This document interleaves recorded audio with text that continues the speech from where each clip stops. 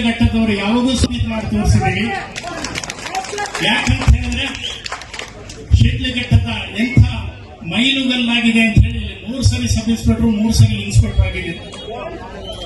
ನನಗೆ 4 ಗಂಟೆಗೆ ಹೇಳಿದ್ರು ಸರ್ ಕಾರ್ಯಕ್ರಮ ಇದೆ ಅಂತ ಲೋಕೇಶ್ ಫೋನ್ ಮಾಡಿ ರಮಾಜಿ ಎಲ್ಲ. ನಾನು ಜರ್ನಿ ಟೈಮ್ ಮಾತ್ರ ಅಂದ್ರೆ ಪ್ರಯಾಣ ಸಮಯ ಮಾತ್ರ ಕಾಂಡೆ. ಯಾಕಂದ್ರೆ ಶಿಡ್ಲಘಟ್ಟ ಜನ ನೀವೇನ್ ತೋರಿಸಿದ್ರು ಪ್ರೀತಿ ಆದರ ನಿಮ್ಮ ಕಣ್ಣಿನಲ್ಲಿರುವಂತಹ ಆನಂದ ನನ್ನ ಲೈಫ್ ಲಾಂಗ್ ಅಂದ್ರೆ ಜೀವನ ಪರ್ಯಂತ ಮರೆಯಕ್ಕಾಗಲ್ಲ. ಮೊಟ್ಟ ಮೊದಲಿಗೆ ನನ್ನ ಮನದಾಳದ ಮಾತುಗಳನ್ನಾಡುವ ಮೊದಲು ನಾನು ಶೃಂಗೇರಿಯನ್ನಂತಲ್ಲ ವಾಗ್ದೇವಿ ಶೃಂಗೇರಿ ಶಾರದಾ ಮಾತೆಯ ಪವಿತ್ರ ಪಾದಾರವಿಂದಗಳಲ್ಲಿ ಕೊಡುವಂತ ನನ್ನ ಜನನಿ ಅಂದ್ರೆ ನನ್ನ ತಾಯಿ ಒಂದು ಅಣ್ಣ ಒಂದು ಅಕ್ಕ ಕೊಟ್ರೆ ಈ ಭಾರತ ಮಾತೆ ಮರ್ಸೆ ನನಗೆ ಮಾತಾಡಕ್ಕೆ ಹೇಳಿದ್ದಾರೆ, ನನಗೆ ಮಾತಾಡಕ್ಕೆ ಹೇಳಿದ್ದಾರೆ. ಈ ಭಾರತ ಮಾತೆ ಇಷ್ಟೊಂದು ಜನ ಅಣ್ಣ ತಮ್ಮಂದ್ರ ಅಕ್ಕ ತಂಗಿಯನ್ನು ಕೊಟ್ಟಿದ್ದಾರೆ. ಆ ಭಾರತ ಮಾತೆಯ ಭವ್ಯ ಪಾದಾರವಿಂದಗಳಲ್ಲಿ ಭಾವನಾತ್ಮಕ ಭಕ್ತ ಸಮಾರಂಭದ ವೇದಿಕೆಯಲ್ಲಿರುವಂತಹ ಎಲ್ಲ ಆದರಣೀಯರೇ, ಹಾಗೆ ಇಲ್ಲಿ ಬಂದು ಸಮಾವೇಶಗೊಂಡಂತ ಎಲ್ಲ ಬಂಧು ಭಗಿನಿಯರೇ, ಶ್ರದ್ಧೆಯ ತಾಯಂದ್ರೆ, ನಾನು ಹೆಚ್ಚಿಗೆ ಮಾತಾಡಕ್ಕೆ ಅಷ್ಟು ಸೂಕ್ತ ಅಲ್ಲ. ಯಾಕಂದ್ರೆ ಕೆಲವು ಕಲಾವಿದರೆಲ್ಲ ಕಾಯ್ತಾ ಇದ್ದಾರೆ, ನೀವು ಕಾಯ್ತಾ ಇದ್ದೀರಿ. ಆದ್ರೆ ವಿವೇಕಾನಂದ ಒಂದು ಮಾತು ಹೇಳ್ತಾರೆ, ನಿಮ್ಗೆಲ್ಲ ಗೊತ್ತಿದೆ, ಉಸಿರು ನಿಂತು ಆಗುವಂತಹ ಸಾವಲ್ಲ. ಕಲಾವಿದರು ನೀನು ಹಾಡು ಹೇಳಿದ್ರು ನಾನು ಕೇಳಿಲ್ವಾ, ನೀನೇ ಮಾತಾಡ್ತೀರ, ನಾನೇ ಬರ್ಬೇಕಿಲ್ಲ.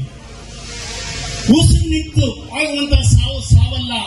ಯಾರು ತನ್ನ ದೇಶ ಧರ್ಮ ಸಂಸ್ಕೃತಿ ನಾಡು ನುಡಿ ಎಲ್ಲ ಜನಕ್ಕೆ ಅವಮಾನ ಆದಾಗ ಸುಮ್ಮನಿರ್ತಾರಲ್ಲ, ಅದೇ ನಿಜವಾದ ಸಾವು. ಬಹಳ ಚೆನ್ನಾಗಿ ನಮ್ಮ ಭಾಷಣಕಾರರು ಹೇಳಿದ್ರು, ನಿಜವಾಗ್ಲೂ ಖುಷಿ ಆಯ್ತು.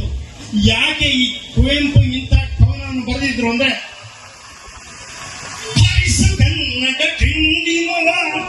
ಚೆನ್ನಾಗಿ ಹೇಳಿದ್ದಾರೆ. ನಾನು ಹೇಳಿ ಅವರ ಹಾಡಿಗೆ ಅವಮಾನ ಮಾಡಲ್ಲ. ಏನ್ ಹೇಳೋದು, ಸತ್ತಂತವರನ್ನು ಬಡಿದೆಚ್ಚರಿಸು. ಯಾಕಂದ್ರೆ ನಾವು ಸತ್ತಂತಿದ್ದೀವಿ.